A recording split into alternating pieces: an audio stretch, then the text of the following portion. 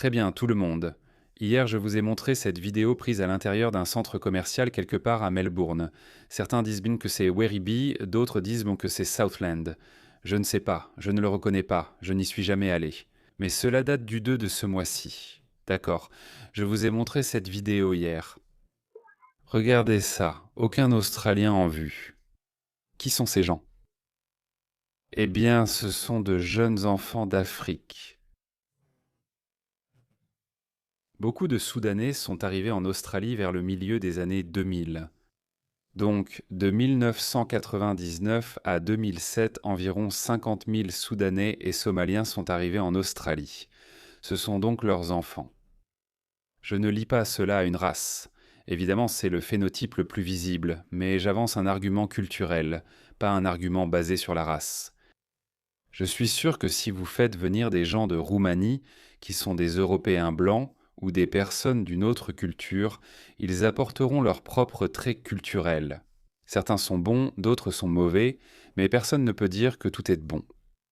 Il faut être incroyablement stupide pour dire que, quelle que soit la culture dont ces gens sont issus, nous n'en apportons que le meilleur. D'accord? Personne ne dit ça. Je vous ai montré cette vidéo hier. Voici un nouveau reportage. Donc les Australiens fuient Sydney et Melbourne alors que les villes se remplissent de migrants. Et que veux-je dire par Australiens? Les Australiens blancs. Cette histoire s'est déjà produite ailleurs, notamment à Londres. Laissez-moi vous donner un petit aperçu de ce qui s'est passé à Londres. Ainsi vous savez ce qui va se passer à Sydney et à Melbourne. Cela arrivera. C'est exactement ce que je répète sans arrêt depuis 4 ou 5 ans. Tout ce qui s'est passé à Londres va se produire sous nos yeux à Melbourne, à Sydney et dans d'autres grandes villes occidentales. Selon le recensement de 2021, donc même cela n'était pas récent, cela date de 5 ans. Et c'est à peu près à ce moment-là que j'ai commencé à observer Londres. J'ai commencé à aller à Londres assez régulièrement.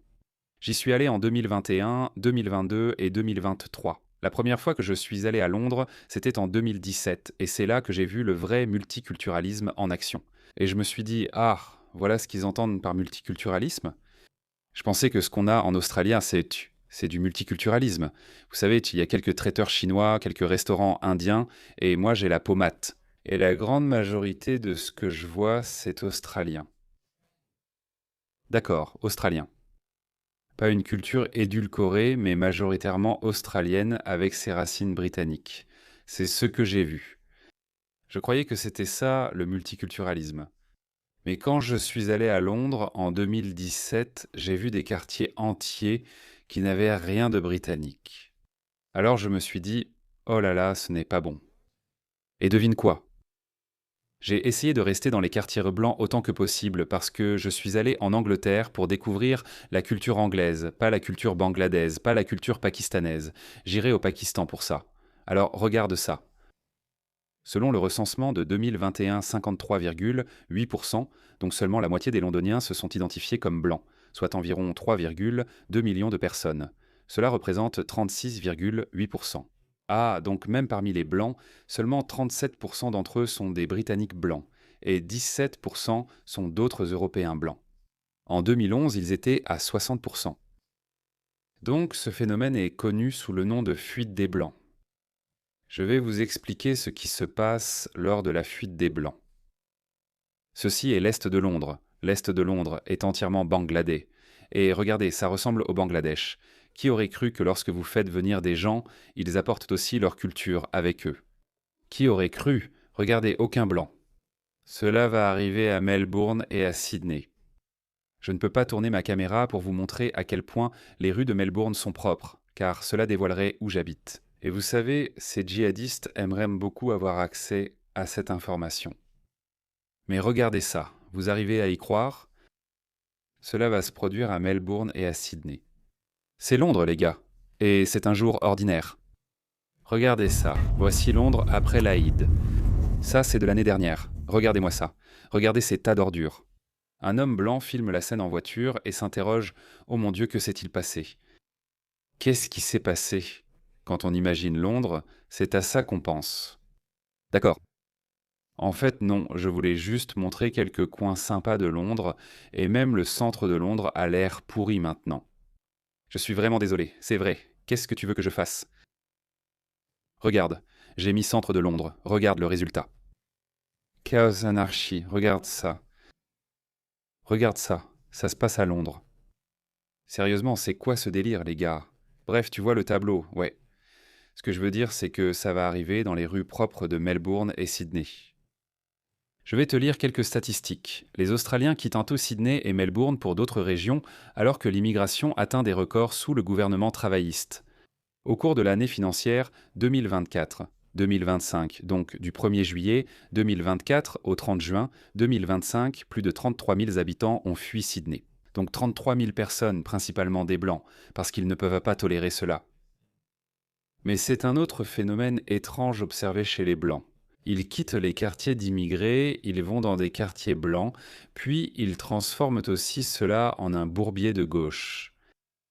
C'est courant en Amérique. Des gauchistes s'installent dans un État républicain, puis le rendent démocrate. Franchement, c'est absurde. Bref, donc 33 000 personnes ont fui Sydney et 8 500 personnes ont abandonné Melbourne, avec Adélaïde, Hobart, Darwin et Canberra qui connaissent aussi un solde migratoire interne négatif. Le Bureau australien des statistiques a révélé la semaine dernière que ce sont les propres statistiques du gouvernement. Donc les Australiens quittent nos meilleures villes, Melbourne et Sydney. Rien contre Perth, Adélaïde, Brisbane ou la Gold Coast, ma préférée. Et bien sûr Hobart, je n'ai pas oublié Hobart. Oh Launceston.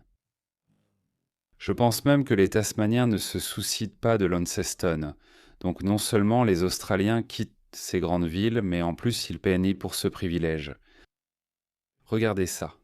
Les Australiens explosent, pas à la manière d'Allahu Akbar, alors que 50 000 immigrés reçoivent l'aide du gouvernement pour acheter des maisons. 50 000 nouveaux migrants reçoivent l'aide du gouvernement pour acheter des maisons. Alors soyez prévenus de cela. Les Australiens quittent leurs maisons et, évidemment, ils les mettent en vente sur le marché. Les immigrés les achètent avec l'argent de nos impôts. Donc vous êtes remplacés et vous payez pour ce privilège. N'est-ce pas incroyable ? Chaque jour, les Australiens sont furieux d'apprendre que près de 50 000 immigrés en moins de 3 ans ont reçu une aide gouvernementale pour acheter des maisons en pleine crise du logement. Housing Australia a confirmé la semaine dernière que depuis mi-2023, 48 000 résidents permanents ont utilisé son programme avec apport de 5% sans être citoyens australiens. Ils ont la résidence permanente, qu'ils doivent en garder 4 ou 5 ans avant de demander la citoyenneté australienne. L'équivalent américain serait un titulaire de carte verte. Ou au Royaume-Uni, ce serait le statut ILR, Indefinite Leave to Remain. Ils ont profité du programme avec un apport de 5% où le gouvernement agit comme garant pour permettre aux primo-accédants d'éviter l'assurance hypothécaire des prêteurs et d'entrer sur le marché immobilier avec des dépôts plus faibles. Donc, en gros, en Australie, il faut avoir un apport de 10 à 15% si vous voulez acheter une maison. Mais nous n'avons pas construit assez de maisons par rapport au nombre de personnes que nous faisons venir. Donc cela a créé une pénurie de logements, ce qui a fait exploser les prix de l'immobilier. Alors le gouvernement a trouvé une solution géniale. Les primo-accédants peuvent ne verser qu'un apport de 5% et nous serons les garants. Si jamais ils ne parviennent pas à payer leur mensualité de prêt immobilier, le gouvernement paiera à leur place. En général, avec seulement 5%, d'acompte une assurance hypothécaire est exigée, ajoutant un coût. Le gouvernement leur évite donc cette dépense en se portant garant. Mais on pourrait penser que le gouvernement fait cela pour les Australiens de naissance qui ont du mal à accéder à la propriété, car l'Australie a une culture très différente de celle de l'Amérique. En Amérique, l'entrepreneuriat est célébré. Il est encouragé. Le rêve australien, c'est d'acheter une maison. C'est pourquoi, sur le papier, les Australiens seraient, je pense, les deuxièmes plus riches au monde, car leur fortune dépend de la propriété et l'immobilier ne cesse de grimper. Je pense qu'un Australien moyen vaut 200 ou 300 000, ce qui est vraiment beaucoup. Beaucoup plus qu'un Américain moyen, plus qu'un Britannique, plus qu'un Français. Je crois qu'il n'y a que le Luxembourg qui soit au-dessus de nous. Mais tout ça, c'est du passé. Ne vous laissez pas tromper par cette statistique. Les jeunes n'accèdent pas à la propriété. Donc le rêve australien est mort. D'accord. Tu crois que le gouvernement agira pour permettre aux Australiens de naissance d'accéder à la propriété et vivre le rêve australien? Mais non, ils ont créé un dispositif dont profitent les immigrés, qui sont en partie responsables de la crise du logement à l'origine. Pas entièrement, mais en partie. Donc on ne peut pas détester ce gouvernement assez. D'accord. Je ne suis pas un homme politique. Je n'ai pas de solution et ne vous en donnerai pas. Beaucoup disent, tu exposes les problèmes sans solution. Je ne suis pas payé un demi-million de dollars ni n'ai accès à des données pour que je trouve des solutions. D'accord. Mais je peux certainement voir que ce qui se passe n'est pas dans l'intérêt de l'Australie ou des Australiens ordinaires. Je peux voir que nous prenons la même direction que le Royaume-Uni il y a près de 20 ou 30 ans. Ils inondent l'Australie de main-d'œuvre bon marché, avec des migrants du tiers-monde. On ne peut pas leur en vouloir. Je ne reproche pas aux Indiens de venir. L'Inde est une société totalement différente. L'année dernière, l'Australie a fermé des centaines d'écoles bidons qui avaient été créées par des Indiens. C'est une culture différente, Mumbai. Tu connais Mumbai? Ils en plaisantent eux-mêmes dans les films de Bollywood. Mumbai, c'est un monde impitoyable. Il y a un milieu criminel à Mumbai, des magouilles, des gens louches partout. Ce n'est évidemment pas un jugement sur les Indiens ordinaires, il y a des bons et des mauvais partout. Mais quand on relâche les lois, qui pensez-vous va en profiter? Ces gens louches, en fait les Indiens ordinaires en sont les victimes. De nombreuses agences de visa ouvrent partout en Inde et en Australie. Encore une fois, comme dit, on ne peut pas vraiment leur en vouloir. Seul notre gouvernement est à blâmer pour avoir créé ces conditions et permis que l'Australie soit exploitée par des criminels internationaux. Oui, il nous faut vraiment un gouvernement très très à droite, un gouvernement vraiment de droite dure, à un pas de l'extrême droite. Pas de violence, pas de mesures draconiennes. Nous avons besoin d'être justes mais fermes. Nous ne pouvons pas reculer. Ce que fait ce gouvernement, on ne peut pas soutenir ça.